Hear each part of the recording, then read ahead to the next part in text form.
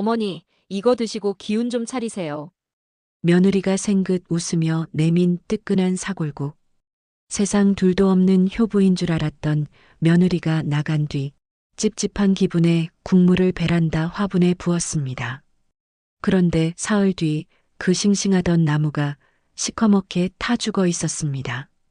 며느리가 매일 내민 것은 보약이 아니라 독이었던 겁니다. 하지만 저는 울지 않았습니다. 그래, 어디 한번 끝을 보자꾸나. 30억 자산가 시어머니의 소름 돋는 치매 연기 복수극은 무엇일까요? 시작 전 구독과 좋아요와 함께 어디에서 보고 계신지 댓글을 달아주시면 그곳에 행복이 가득하시길 기원하겠습니다. 저는 올해 73입니다. 평생 시장 생선 가게에서 비린내 맡으며 손이 트도록 일했어요. 새벽 4시면 일어나 경매장 가고 밤 10시가 넘어서야 집에 들어왔죠. 그렇게 악착같이 모은 돈으로 서울 근교에 아파트 한 채와 작은 상가 하나를 마련했습니다. 월세만 해도 350은 나오니까 뭐 알부자라고 할 수 있겠죠. 아들 하나 키우느라 제 삶은 없었어요. 좋은 대학 보내고 취직시키고 결혼까지 시켰습니다. 며느리가 들어온 지는 2년 정도 됐는데 처음엔 그냥 평범했어요. 그런데 1년 전부터 아들 내외가 저랑 같이 살자고 했습니다. 어머니 혼자 계시면 위험해요. 저희가 모실게요. 솔직히 처음엔 의아했죠. 며느리가 시어머니랑 살고 싶어 하는 경우가 어디 있어요? 하지만 아들이 간절하게 부탁하니까 마음이 약해졌습니다. 외로운 것도 사실이었거든요. 그렇게 합가를 했어요. 그리고 며느리는 정말 천사 같았습니다. 매일 아침이면 한방 약탕을 정성껏 달여서 가져다 줬어요. 어머님, 건강이 최고예요. 이거 드시면 기력 회복에 좋대요. 저녁에는 사골국을 끓여서 밥상에 올렸죠. 어머님, 뼈 건강 챙기셔야죠. 국물 진하게 우렸어요. 동네 사람들이 얼마나 부러워했는지 몰라요. 박 여사님, 전생에 나라 구하셨어요?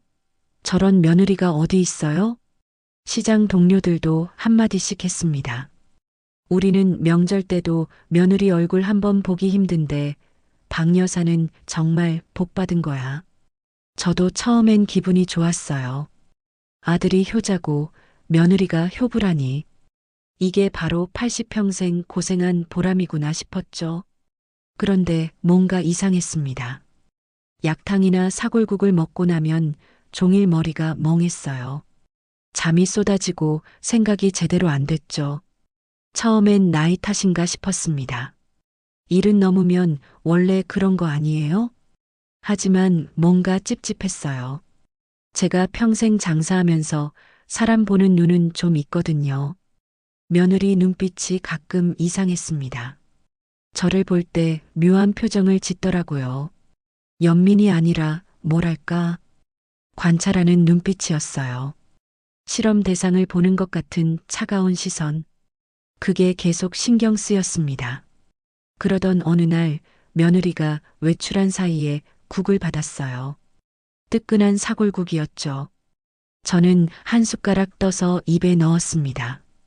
그런데 그 순간 본능적으로 느꼈어요. 이거 먹으면 안 되겠다. 왜 그런지는 설명할 수 없었습니다. 그냥 온몸의 세포가 거부하는 느낌이었어요. 저는 국그릇을 들고 베란다로 갔습니다. 베란다에는 제가 10년 동안 키운 나무가 있었어요.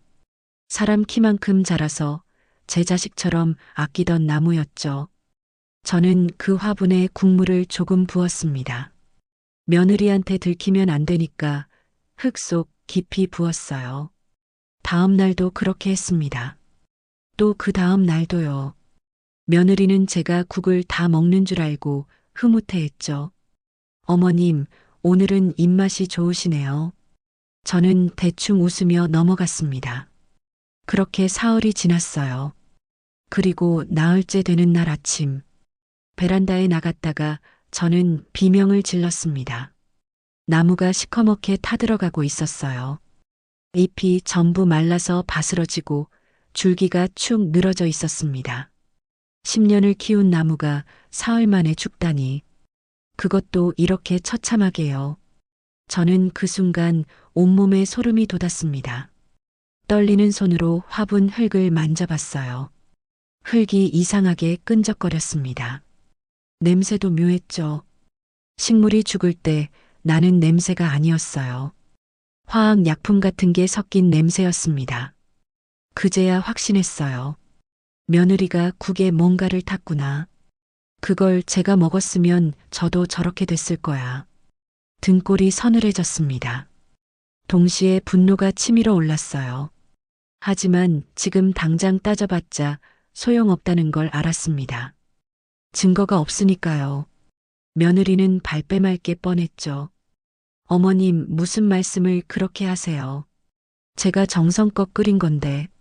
아들도 아내 편을 들 거예요. 엄마, 요즘 피곤하셔서 그래요. 며느리가 그럴 리 없잖아요. 저는 침착해져야 했습니다.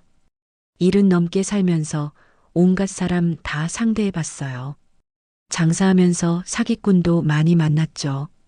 이런 상황에서 감정적으로 대응하면 진다는 걸 잘 압니다. 저는 그날 오후 시장에 나갔어요. 전파상 주인 김 사장한테 갔습니다. 사장님, 조그만 녹음기 있어요? 숨길 수 있을 만큼 작은 거요. 김 사장이 눈을 동그랗게 뜨더니 물었죠. 박 여사님, 무슨 일 있으세요? 저는 웃으며 둘러댔습니다. 아이고, 요즘 귀가 어두워져서 맨날 며느리가 뭘 하는지 못 알아듣거든. 녹음해뒀다가 다시 들으려고. 김 사장은 고개를 끄덕이며 손톱만 한 녹음기를 꺼내줬어요. 이거 배터리 사흘은 가니까 충전해서 쓰세요. 저는 그걸 품에 넣고 집으로 돌아왔습니다. 거실 구석 화분 뒤에 녹음기를 숨겼어요. 거기서 소파랑 식탁이 다 보이거든요. 그날 밤 며느리가 또 국을 끓였습니다. 어머님, 오늘은 더 보약 같은 거 넣었어요. 많이 드세요. 저는 웃으며 받아들었죠. 고맙구나. 우리 며느리가 최고야. 며느리 얼굴에 만족스러운 미소가 번졌어요. 그 미소가 너무나 섬뜩했습니다. 그날 밤 저는 국을 또 베란다 화분에 부었습니다. 이미 죽은 나무였지만 증거를 남기고 싶었어요. 혹시 나중에 분석이라도 할 수 있지 않을까 싶었죠. 며느리는 제가 다 먹은 줄 알고 흐뭇해하며 설거지를 했습니다. 저는 일부러 하품을 크게 했어요. 아이고, 오늘따라 졸리네. 먼저 들어가서 자야겠다. 며느리가 대답했죠. 어머님, 푹 주무세요. 내일 또 좋은 거 해드릴게요. 저는 방으로 들어가서 문을 닫았습니다. 하지만 자지 않았어요. 귀를 쫑긋 세우고 거실 소리를 들었죠. 1시간쯤 지났을까요? 아들이 퇴근해서 들어왔습니다. 여보, 나왔어. 엄마는 주무셨어? 며느리가 대답했어요.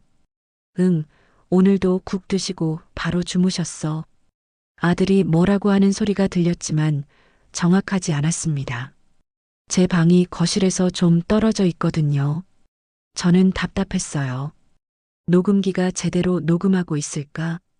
그날 밤 저는 한숨도 못 잤습니다.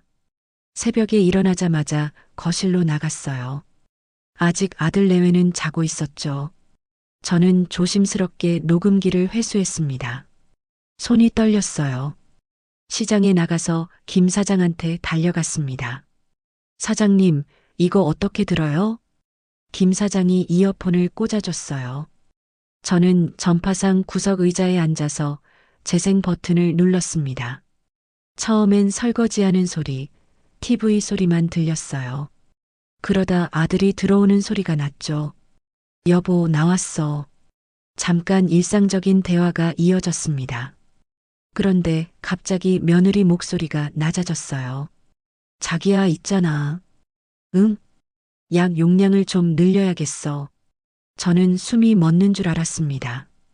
며느리가 계속 말했어요. 할망구가 아직도 제정신이라 인감 위치를 안 불어. 어제도 물어봤는데 딴소리만 하더라고. 아들 목소리가 들렸습니다. 그래도 엄마인데 너무 심한 거 아니야? 뭐가 심해? 안 죽는다니까. 그냥 멍청해지는 거야. 며느리 목소리에 짜증이 묻어났어요. 정신병원 넣고 상가 팔아서 자기 사업빚부터 갚아야지. 2천만 원 이자만 해도 한 달에 100 넘게 나가잖아. 아들이 한숨을 쉬는 소리가 들렸습니다. 알았어. 근데 진짜 안전한 거지? 당연하지. 인터넷에서 본 건데 외국에서 쓰는 수면제 비슷한 거래. 조금씩 먹으면 치매 증상 나타난대. 병원 가봤자 노인성 치매라고 진단 나올 거야. 그럼 언제까지 먹여야 돼? 한 달만 더. 그럼 완전히 바보 될 거야. 그때 정신병원 입원시키고 후견인 신청하면 끝이야. 저는 이어폰을 빼고 그 자리에서 한참을 멍하니 앉아 있었습니다. 김 사장이 걱정스럽게 물었어요. 박 여사님, 괜찮으세요? 얼굴이 새하얘요. 저는 겨우 정신을 차렸습니다. 사장님, 이거 복사할 수 있어요? 네, 컴퓨터에 옮기면 되죠. 저는 녹음 파일을 USB에 복사해 달라고 했어요. 원본도 챙기고요. 그리고 휴대폰도 새로 샀습니다. 사장님, 동영상 촬영 잘 되는 거로 주세요. 김 사장이 최신 스마트폰을 권했어요. 이거 야간 촬영도 잘 돼요. 저는 그걸 샀습니다. 그리고 죽은 나무 화분의 흙을 비닐봉지에 담아왔어요. 혹시 나중에 필요할까 싶어서요. 집으로 돌아왔을 때 며느리가 반갑게 맞았습니다. 어머님, 어디 다녀오셨어요? 저는 웃으며 대답했죠. 산책 좀 했어. 날씨가 좋더라고. 며느리가 또 국을 끓이고 있었어요. 어머님, 점심 곧 차릴게요. 저는 그 모습을 보며 이를 악물었습니다. 분노가 치밀어 올랐지만 꾹 참았어요. 지금 당장 따지면 증거를 숨길 거예요.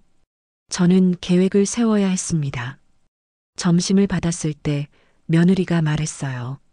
어머님, 오늘 국은 특별해요. 보약 많이 넣었거든요. 저는 고개를 끄덕였습니다. 그래, 고맙구나. 한 숟가락 떠서 입에 넣는 척 했어요. 실제론 입술에만 살짝 댔죠. 그리고 며느리가 부엌에 간 사이 휴대폰을 몰래 꺼냈습니다. 식탁 옆 화분 뒤에 휴대폰을 세워뒀어요. 동영상 녹화 버튼을 눌렀죠. 며느리가 다시 나왔을 때 저는 자연스럽게 국을 먹는 척 했습니다. 맛있네. 우리 며느리 솜씨가 날로 늘어. 며느리가 환하게 웃었어요. 많이 드세요, 어머님. 건강하셔야죠. 저는 속으로 비웃었습니다. 건강하라고? 독을 먹이면서요? 며느리가 설거지하러 부엌에 갔을 때 저는 휴대폰을 재빨리 회수했어요. 영상을 확인해 봤습니다. 며느리가 국을 끓일 때 작은 병에서 뭔가를 따라 넣는 장면이 선명하게 찍혔어요. 약병 라벨까지 보였습니다. 저는 그 영상을 김 사장한테 보내서 따로 저장해 달라고 했죠. 이제 증거는 충분했습니다. 녹음 파일과 동영상, 그리고 죽은 화분의 흙. 하지만 아직 끝이 아니었어요. 저는 더 확실한 증거가 필요했습니다. 며느리가 저를 정신병원에 넣으려는 결정적인 순간을 잡아야 했죠. 그날부터 저는 연기를 시작했습니다. 천천히 조금씩이요. 며느리가 의심하지 않을 정도로 자연스럽게요. 이틀 뒤부터 저는 가끔 멍한 표정을 지었어요. 며느리가 부르면 한참 뒤에 대답했죠. 뭐라고? 며느리 눈에 기대감이 차올랐습니다. 사흘째 되는 날 저는 화장실에서 나와 며느리를 보며 물었어요. 아가씨, 여기가 어디죠? 며느리가 깜짝 놀란 척하며 말했습니다. 어머님, 저예요. 며느리요. 저는 멍하니 고개를 끄덕였죠. 아, 그래. 며느리. 그날 밤 며느리가 아들한테 신나서 말하는 게 들렸어요. 여보, 드디어 시작됐어. 오늘 나를 못 알아보더라고. 아들이 불안한 목소리로 물었죠. 정말 괜찮은 거야? 경찰한테 걸리면 어떡해? 걸릴 리 없어. 그냥 노인성 치매야. 병원 가면 그렇게 진단 나올 거라고. 저는 이불을 뒤집어 쓰고 눈물을 흘렸습니다. 분노의 눈물이 아니었어요. 배신감에 흐르는 눈물이었죠. 제가 평생을 바쳐 키운 아들이었습니다. 그 아들이 저를 치매 환자로 만들어서 재산을 빼앗으려 한다니. 저는 그날 밤 결심했어요. 절대 용서하지 않겠다고요. 며느리도 아들도요. 이제 본격적인 연기가 시작됐습니다.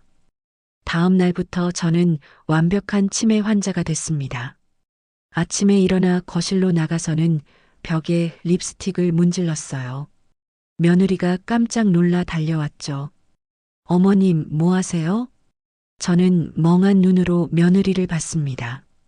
예쁘게 꾸며야지. 우리 엄마 오신대.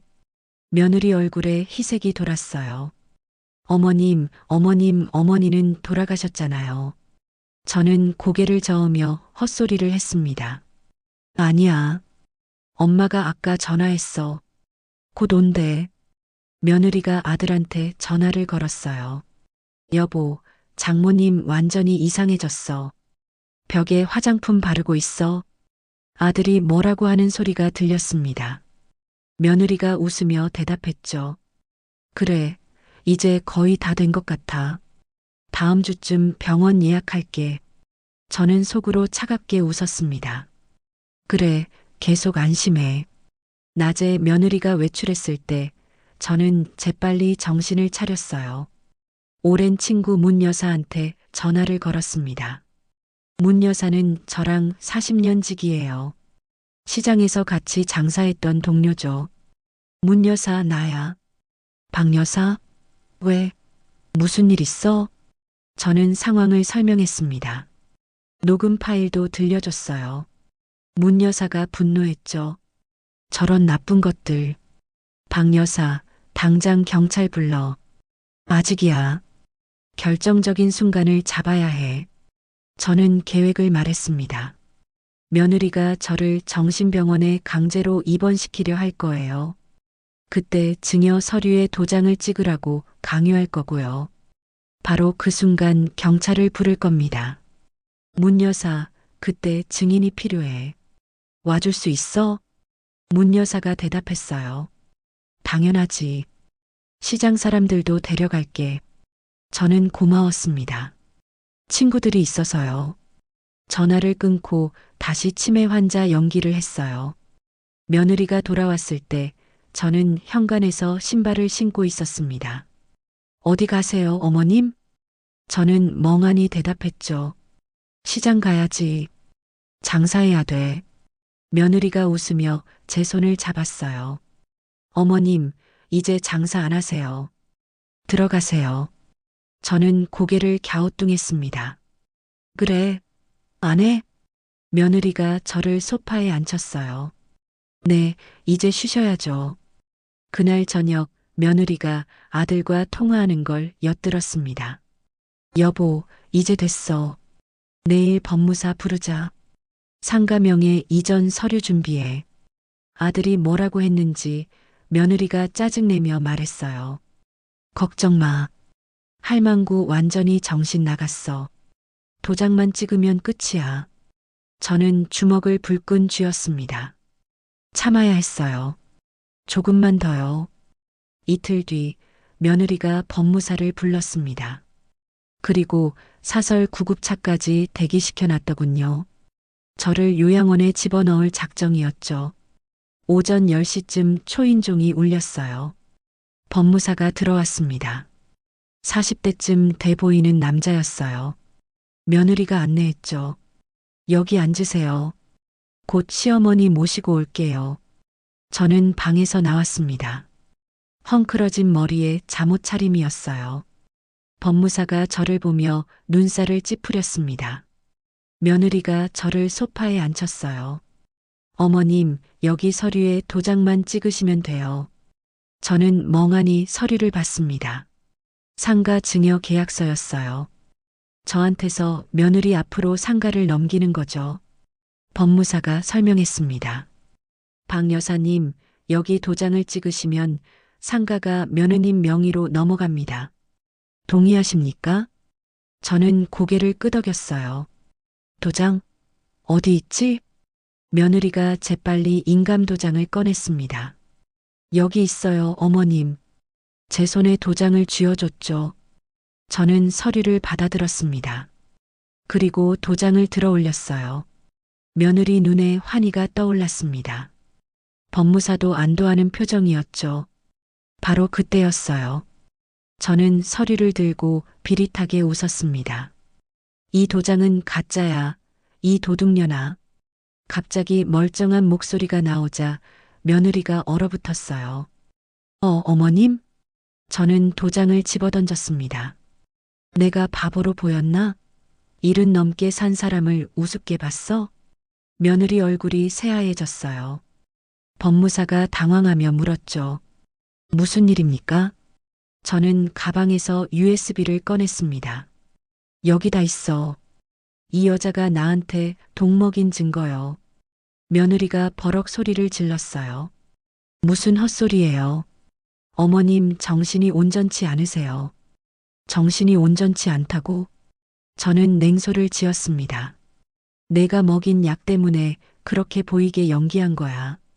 그때 현관 초인종이 울렸어요. 제가 미리 연락해둔 경찰과 문 여사가 들어왔습니다.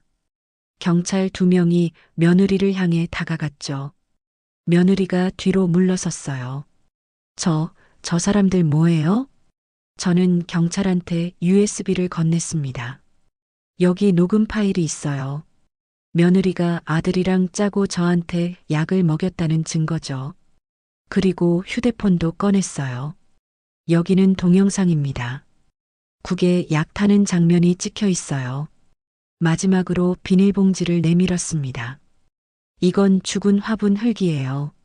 제가 국을 버린 화분인데 나무가 사흘 만에 죽었어요. 성분 분석하면 뭐가 들었는지 나올 겁니다. 경찰이 증거물들을 받아들었어요. 며느리가 울며 빌기 시작했습니다. 어머님, 오해예요. 제가 그럴 리 없잖아요. 저는 차갑게 말했죠. 오해? 내 목소리로 녹음된 게 오해야? 문 여사와 시장 사람들이 증인으로 들어왔어요. 그들 앞에서 경찰이 녹음 파일을 재생했습니다. 며느리와 아들의 대화가 흘러나왔죠.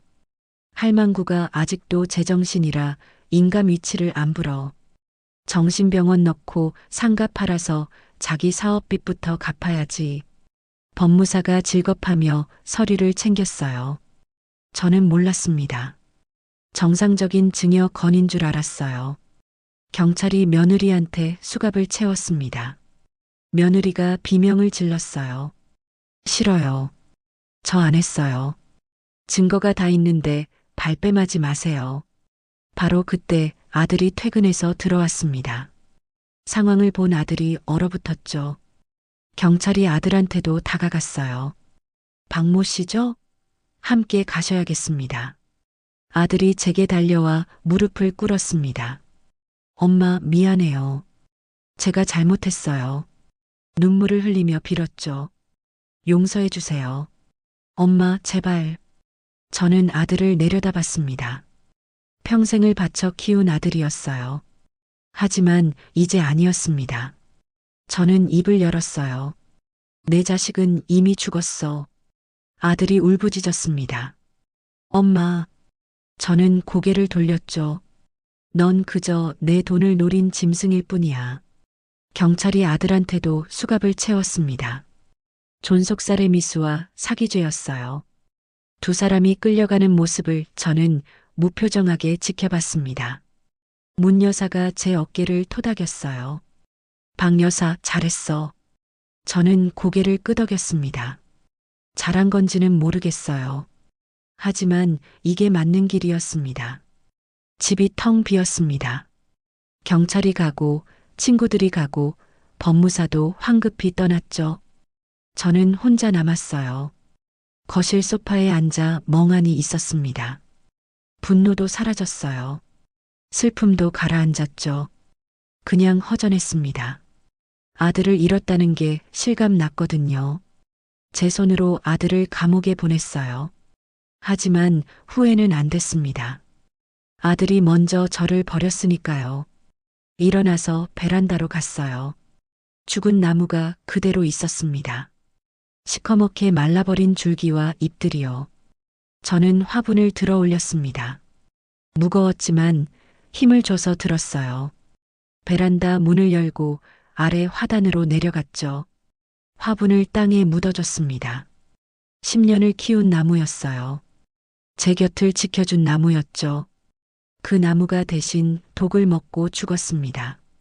저는 흙을 덮으며 중얼거렸어요. 고마웠어. 덕분에 살았어. 다시 집으로 올라왔습니다. 거실을 둘러봤어요. 며느리가 쓰던 물건들이 여기저기 있었습니다. 주방에는 그 독을 탄 국 냄비도 있었죠. 저는 하나하나 치우기 시작했어요. 며느리 옷까지, 화장품, 아들 서류들까지요. 전부 큰 봉투에 담았습니다. 그리고 현관 밖에 내놨죠. 나중에 누가 필요하면 가져가라고요. 집안을 다 정리하고 나니 훨씬 후련했습니다. 저녁이 됐어요. 저는 간단하게 라면을 끓였습니다. 국은 당분간 먹기 싫었거든요. 식탁에 앉아 라면을 먹는데 눈물이 났어요. 슬퍼서가 아니었습니다. 뭐랄까, 복잡한 감정이었어요. 해방감도 있었고 쓸쓸함도 있었죠. 저는 울면서 라면을 다 먹었습니다. 그리고 설거지를 했어요. 깨끗하게 씻어서 말렸습니다. 며느리가 쓰던 냄비는 전부 버렸어요. 다음 날 꽃집에 갔습니다. 새 화분을 샀어요. 작은 장미 화분이었죠. 빨간 장미가 예뻤거든요. 집에 와서 베란다에 놓았습니다. 죽은 나무가 있던 자리에요. 물을 주며 말했습니다. 잘 부탁해. 우리 오래 살자. 장미가 햇빛을 받아 반짝였어요. 살아있다는 게 느껴졌습니다. 저도 살아있었어요. 여전히 건강했고 정신도 멀쩡했죠. 며느리가 먹인 약은 결국 제 몸에 들어오지 않았습니다. 그게 다행이었어요. 며칠 뒤 경찰서에서 연락이 왔습니다. 박 여사님, 화분 흙 분석 결과가 나왔습니다. 뭐가 나왔어요? 벤조디아제핀 계열 수면제가 검출됐습니다. 치사량은 아니지만 장기 복용 시 인지 장애를 일으킬 수 있는 양이었어요. 제가 계속 먹었으면 정말 치매 환자가 됐겠죠. 경찰이 덧붙였습니다. 며느리분이 구입한 약물 내역도 확인됐고요. 확실한 증거가 됐습니다. 재판은 석 달 뒤에 열렸어요. 저는 법정에 증인으로 섰습니다. 아들과 며느리가 피고석에 앉아 있었죠. 아들은 고개를 숙이고 있었고 며느리는 저를 똑바로 쳐다봤어요. 원망 섞인 눈빛이었습니다.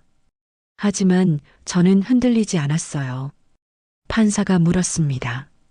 피해자분, 진술하시겠습니까? 저는 일어나 말했습니다. 저는 평생 일했습니다. 아들 하나 잘 키우려고 악착같이 살았어요. 목소리가 떨렸지만 계속했죠. 그 아들이 저를 바보로 만들어 재산을 빼앗으려 했습니다. 며느리와 짜고 약을 먹였어요. 아들이 고개를 들어 저를 봤어요. 눈물을 흘리고 있었습니다.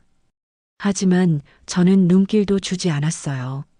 저는 용서할 수 없습니다. 법대로 처벌해 주십시오. 판결은 명확했습니다. 며느리는 징역 3년에 집행유예 5년이었어요. 아들은 징역 2년에 집행유예 3년이었죠. 존속살해 미수까지는 인정이 안 됐지만 사기와 폭행 미수로 처벌받았습니다. 법정을 나서며 문 여사가 말했어요. 박 여사, 이제 어떻게 할 거야? 저는 웃으며 대답했습니다. 살아야죠. 내 인생은 아직 안 끝났으니까. 집으로 돌아와 커피를 내렸어요.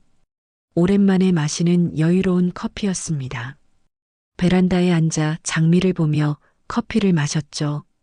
바람이 불어왔어요. 따뜻한 봄바람이었습니다. 저는 눈을 감고 바람을 맞았어요. 평생 일만 하느라 이런 여유가 없었거든요. 이제는 쉴 수 있었습니다. 내 집에서 내 의지대로요. 아무도 저를 속이거나 이용할 수 없었어요.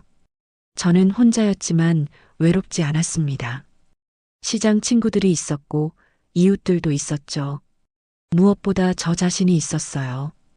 70 넘게 살아온 제 자신이요. 커피를 다 마시고 잔을 내려놨습니다. 장미에 물을 주며 말했어요. 내 인생, 이제부터가 진짜 봄이야. 장미가 바람에 살랑거렸습니다. 마치 대답하는 것 같았죠. 저는 웃었습니다. 진심으로요. 그리고 생각했어요. 앞으로 어떻게 살지요? 상가 월세로 충분히 먹고 살 수 있었습니다. 여행도 가고 싶었어요. 평생 일만 해서 어디 구경 한번 못 다녀봤거든요. 친구들이랑 제주도라도 갈까요? 아니면 시장 친구들과 동호회라도 만들까요? 앞으로 할 일이 많았습니다. 저는 창밖을 바라봤어요. 하늘이 파랗게 개어 있었습니다. 구름 한 점 없이 맑았죠. 저도 그런 기분이었어요. 맑고 깨끗하게 새로 시작하는 기분이요. 지난 일들은 지나간 거예요. 아프지만 이제 털어내야죠. 저는 일어나 거울을 봤습니다. 주름진 얼굴이지만 눈빛만은 또렷했어요. 박 여사, 이제 당신 인생 살아. 스스로에게 말했습니다. 그리고 고개를 끄덕였죠. 네, 이제 제 인생을 살 겁니다. 아무도 방해할 수 없는 온전히 제 것인 인생을요. 해가 저물었어요. 노을이 아름다웠습니다. 저는 베란다에서 그 노을을 바라봤어요. 내일도 해는 뜰 겁니다. 그리고 저도 일어날 거예요. 새로운 하루를 맞이하며 저만의 봄을 살아갈 겁니다. 그게 제가 선택한 삶이니까요. 댓글로 여러분의 생각을 들려주세요. 그리고 이 이야기가 마음에 드셨다면 좋아요와 구독 부탁드립니다. 다음에 또 좋은 이야기로 찾아뵙겠습니다. 항상 행복하세요. 감사합니다.